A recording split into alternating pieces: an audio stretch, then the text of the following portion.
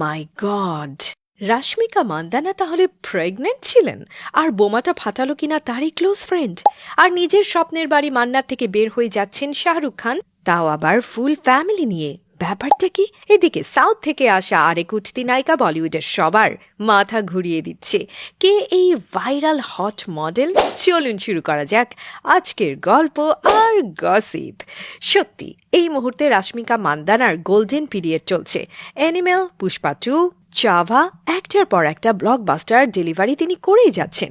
এদিকে তার আরেক রকম ডেলিভারির খবর নিয়েও এখন তেলেগু ফিল্ম ইন্ডাস্ট্রিতে তোলপাড় চলছে।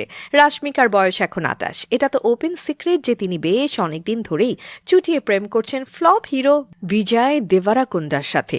এবছরই তাদের বিয়ে করার প্ল্যান আছে, কিন্তু এর মধ্যেই বিহাইন্ড দ্য সিন ঘটে গেছে এক বোমবাস্টিং ঘটনা।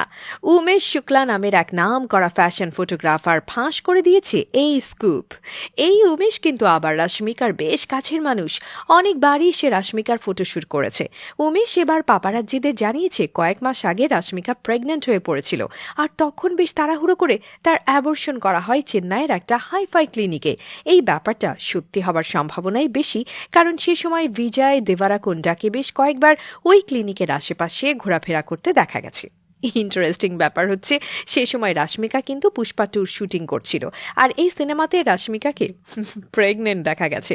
তাহলে মনে হয় তাকে আর সেজন্য এক্সট্রা কোনো মেকআপ নিতে হয়নি। এনিওয়ে,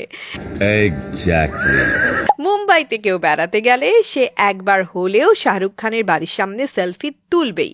অভিজাত বান্দ্রায় সমুদ্রমুখী সেই বাড়ি থেকে বেরিয়ে মুম্বাইয়ের পালি হিলসের অ্যাপার্টমেন্টে গিয়ে উঠবেন শাহরুখ।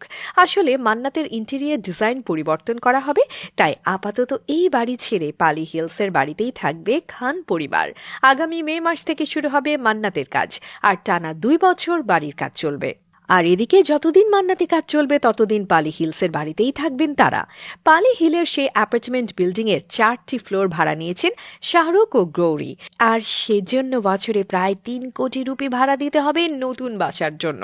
ফ্যানদের অনেকেই জানে না, এই মান্নাত কিন্তু আগে সালমান খানকে কেনার জন্য অফার করা হয়েছিল। তবে সালমান তখন ভেবেছিলেন এত বড় বাড়ি দিয়ে কি হবে। যেই বাড়ি শাহরুখ খান মাত্র 13 কোটি রুপি দিয়ে কিনেছিলেন, সে প্রাসাদের এখনকার মার্কেট প্রাইস 200 কোটি। এই না হলে কিং খান। बड़े बड़े देशों में ऐसी छोटी छोटी बातें होती रहती हैं। বলিউডকে মনে হচ্ছে সাউথ ইন্ডাস্ট্রি একেবারেই খেয়ে ফেলবে। প্রভাস বা আলু অর্জুনের মতো সুপারস্টার নায়ক, ওদিকে রাশমিকা বা সামান্থার মতো সুন্দরী নায়িকারা একের পর এক আসছেই। এই এক্সক্লুসিভ লিস্টে এবার যোগ হলো কায়াদু লোহার। নামটা একটু খটমটে হলেও তার ফাটাফাটি গ্ল্যামার দেখে সবাই নড়ে চড়ে বসছে। অলরেডি সোশ্যাল মিডিয়াতে তিনি সুপারহিট। জাস্ট ইনস্টাগ্রামেই তার ফলোয়ার এখন 1 মিলিয়নের বেশি। ওয়াও! 24 বছর বয়সী কায়াদু এখন থাকেন পুনেতে। বিবিএতে পড়াশোনা শেষ করে মডেলিং শুরু করেছেন।